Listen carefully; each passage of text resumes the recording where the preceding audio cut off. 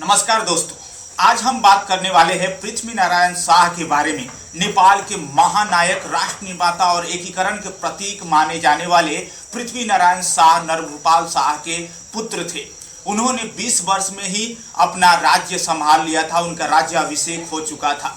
जन्म उनका 1779 पौष 27 गते के दिन गोरखा राज्य में हुआ था और उन्होंने नेपाल को एकीकरण करने में सबसे बड़ा महत्वपूर्ण योगदान दिया। नेपाल तब 22 और 24 राज्य में बटा था। नेपाल लगभग 50 टुकड़ों में बटा हुआ था। उसका कोई अपना अस्तित्व जैसा दिख नहीं रहा था। उधर भारत के तरफ मुगलों का शासन था, इसलिए नेपाल को एकीकरण कैसे किया जाए और नेपाल को संगठित कैसे किया जाए, उनके मन में हमेशा से ये चिंता था।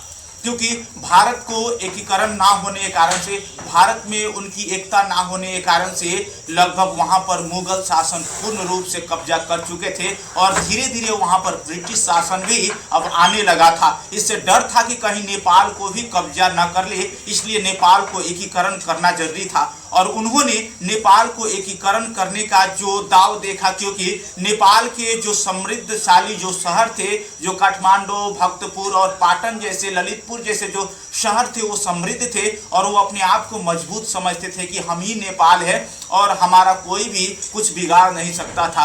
लेकिन उन्होंने चाहा कि हमारा जो नेपाल का ये जो साम्राज्य है, इसको सुरक्षित करना, इसका बाउंड्री को सुरक्षित करना बहुत ही जरूरी है। इसलिए उन्होंने युद्ध छेड़ा और सबसे पहले उन्होंने काठमांडू, भक्तपुर और ललितपुर को जीत करके, पाटन को जीत करके और वहां से शुरुआत किया संपूर्ण देश को मिलाने के लिए। आइए हम इसी बारे में जानते हैं। उससे पहले हम जानते हैं कि उनके बारे में हम जानने से पहले उनका को कहा हुआ कुछ विचार है, कुछ दिव्य उपदेश है, वो भी जानने का कोशिश करेंगे। आइए वीडियो को एक लाइक कीजिए, आगे बढ़ते हैं।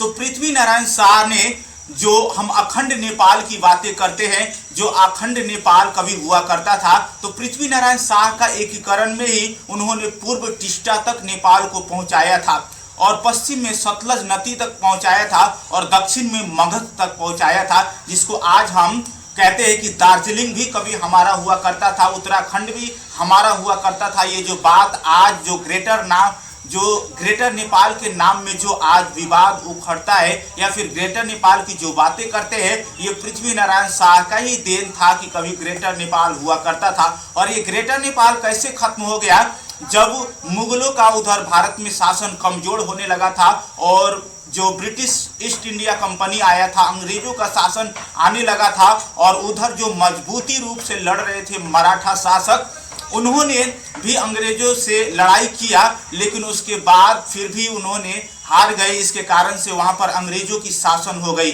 और अंग्रेजी शासन धीरे धीरे आगे बढ़ता गया और नेपाल के ऊपर भी कुछ नजर गड़ाने लगा।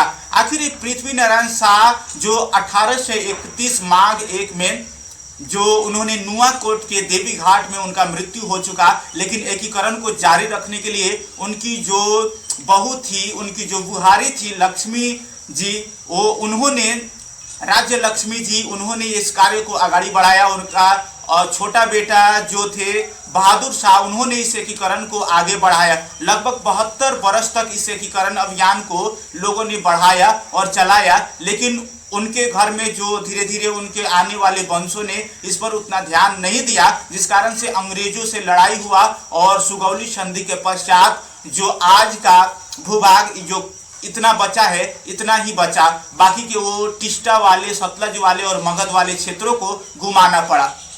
तो ये ग्रेटर नेपाल का जो बातें आता है, ये सुगौली संधि से पहले हुआ करता था, लेकिन अब हाल का जो नेपाल इतना बचा है वो इतना ही है। और फिलहाल में जो हमारा झगड़ा चल रहा है उधर जो काला पानी, लिपू लेक और लिम्पियाधुरा का, ये सुगौली संधि का ही देन है, क्योंकि सुगौली संधि में जो संधि हुआ था उसी के झगड़ा के कारण से काली नदी का कौन सा सीमा को माना जाए, उस सीमा के विवाद को लेकर के ये काला पानी, लिपू लेक और लिम्पियाधुरा का विवाद छिड़ा हुआ है। तो 1,47,181 वर्ग किलोमीटर का आज का हमारा जो नेपाल है, उतना ही हम अपने नक्शे में देखते हैं। और ये काला पानी, लिपू लेक और लिम्पियाधुरा वाला जो हाल ही में कुछ वर्षों पहले इसको समेटा गया है 2077 के करीब में।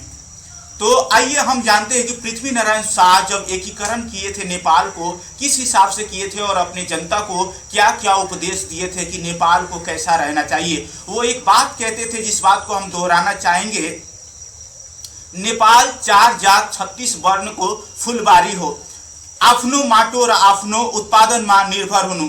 नेपाल चीन र भारत दुई ढुङ्गा बीचको तरुल हो, परदेशीहरूसँग मित्रता गर्नु तर देशलाई कहिल्यै दिनु हुँदैन।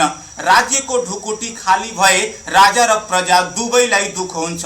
धर्म संस्कृति र परम्परालाई जोगाउनु राजा र प्रजाको कर्तव्य हो। देशको सुरक्षा गर्दै राज्यलाई बलियो बनाउनु पर्छ।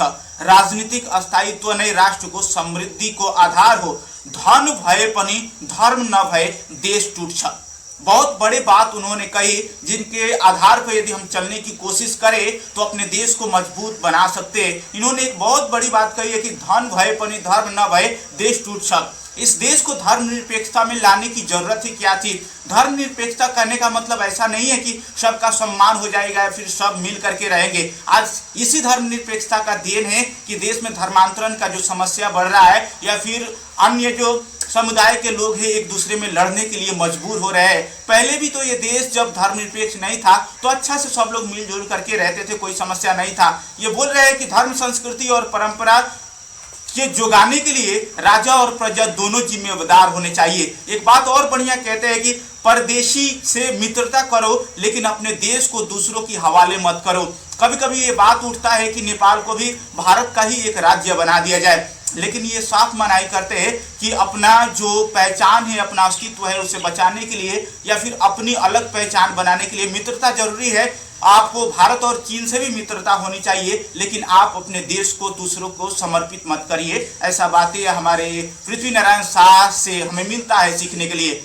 इसलिए उनके एकीकरण को देख करके ये राष्ट्रीय एकता दिवस मनाया जाता है पौष 27 गते को, उनके जन्म दिवस को याद करने के लिए। दुख की बात तो ये है कि ऐसे महान राजा के विरुद्ध में भी कई लोग ये बातें करते हैं। आप नेपाली तब हो सकते हैं जब पृथ्वी नारायण शाह की उन बलिदानी की, उन संघर्ष की बातों को उजागर करे और पूरी दुनिया तक पहुंचाए। जहां भी देश विदेश में हमारे नेपाली भाई बहन हैं, उन लोगों तक इस बात को पहुंचाना जरूरी है। हम क्यों नहीं बातें करते हैं कि हमारे पूर्वज जो समृद्धशाली नेपाल को बना करके गए थे, भारत में मुगलों का शासन रहा लेकिन नेपाल में उन्होंने कभी ऐसा शासन नहीं होने दिया। भारत में अंग्रेजों का शासन रहा लेकिन नेपाल में कभी अंग्रेजों को घुसने तक नहीं दिया। कुछ पार्ट हालांकि सुगौली संधि में घुमाना जरूर पड़ा, लेकिन आज भी हमें कहा जाता है कि दुनिया का एक ऐसा देश नेपाल ही है जो कभी किसी का गुलाम नहीं हुआ। तो ऐसा पहचान जो कहा जाता है कि ये एशिया का ही सबसे पहला यानी कि सबसे पुराना देश नेपाल है, ऐसी संस्कृति वाले हम देश वाले हैं, तो हम गर्व क्यों ना करें। अपने राष्ट्र की मजबूती और अपनी राष्ट्र की सुरक्षा हेतु हम बात क्यों ना करें। ऐसे करने के लिए आप अपने राष्ट्र भक्ति जो विचारधारा वाले लोग हैं, ऐसे लोगों को बढ़ाना चाहिए। एक बात और कहते हैं कि नेपाल 4 जात 36 वर्ण की फुलबारी है, यानी कि यहाँ पर हर धर्म की, हर जाति की, हर एक समुदाय के लोग रह सकते हैं। उन लोगों में कोई भी झगड़ा या फिर विभेद नहीं होना चाहिए। देश की सुरक्षा करते हुए राज्य को मजबूत बनाना चाहिए। देश की सुरक्षा सर्वप्रथम होना ही चाहिए। और भारत और चीन के बीच में एक छोटा सा ये हमारा देश है, इसलिए इसके अस्तित्व के बारे में भी हमें सोचना चाहिए। और जब तक इसका अस्तित्व हम सुरक्षित रख पाएंगे तभी हमारा नागरिक भी, हमारा जो राष्ट्र के जो नागरिक है उनको सुरक्षा दे सकते हैं। तो उन दोनों में समन्वय बैठा करके भी हमें चलना जरूरी है। तो पृथ्वी नारायण शाह से हम क्या सीखते हैं, चाहे वो मधेश के लोग हो, पहाड़ के लोग हो या फिर तराई के लोग हो, हमारे पृथ्वी नारायण शाह के एकता दिवस पर हम यही आपको बताना चाहेंगे कि हमको उनकी बातों को याद करके चलना चाहिए। यहाँ तो हम खुद ही लड़ने में लगे हैं। भारत को गुलाम क्यों होना पड़ा? भारत के जो गुलामी का जो कारण रहा वो अपने में संघर्ष करते रहे, अपने में लड़ते रहे या फिर एक दूसरे को संगठित नहीं कर पाए। नहीं तो भारत जैसा उतना बड़ा देश को गुलाम बनाने वाले मुगल या फिर अंग्रेज नेपाल को गुलाम क्यों नहीं बना पाए? क्योंकि यहाँ पर शक्तिशाली जो राजा थे, एकीकरण किए थे और मिलजुल करके रहते थे और संगठित होने के कारण से ही नेपाल पर किसी ने कब्जा नहीं कर पाया। इसलिए आपको ये सोचना चाहिए कि आज यदि आप मधेश, पहाड़ और हिमालय के नाम पर या फिर जाति के नाम पर, धर्म के नाम पर या फिर क्षेत्र के नाम पर या फिर भाषा के नाम पर लड़ते हैं या फिर संविधान को तोड़ने की कोशिश करते हैं, तो आपका राज्य जो है धूमिल हो सकता है, आपका राज्य नष्ट हो सकता है, या फिर आपके राज्य पर संकट आ सकता है, गृह युद्ध की स्थिति आ सकती है। तो ऐसे स्थितियों से बचाने के लिए आपके अंदर राष्ट्रीयता होनी चाहिए। साउथ इंडिया या फिर नॉर्थ इंडिया के नाम पर भी लोग लड़ाने की कोशिश करते हैं, या फिर विभिन्न धर्म के नाम पर लोग भारत में जो विवाद करना चाहते हैं, उसी तरह नेपाल के अंदर भी मधेसी और पहाड़ी का विवाद, या फिर धोती और टोपी का विवाद, या फिर हिंदू या फिर ईसाई के जो झगड़े होते हैं उनके कारण जो दिखा करके लड़ाया जाता है, ऐसा तो होना ही नहीं चाहिए। आप एक नेपाल के हैं, नेपाल की राष्ट्रीयता आपके अंदर जीवित है, तो आपको ये सोचना चाहिए कि अपने राष्ट्र की मजबूती दीजिए, अपने राष्ट्र को सुरक्षित कीजिए। आइए, वीडियो यदि आपको अच्छा लगता हो तो वीडियो को एक लाइक कीजिए, अपने दोस्तों में ज़्यादा से ज़्यादा शेयर कीजिए, और चैनल पर नए हैं तो सब्सक्राइब करना मत भूलिए। नमस्ते, धन्यवाद।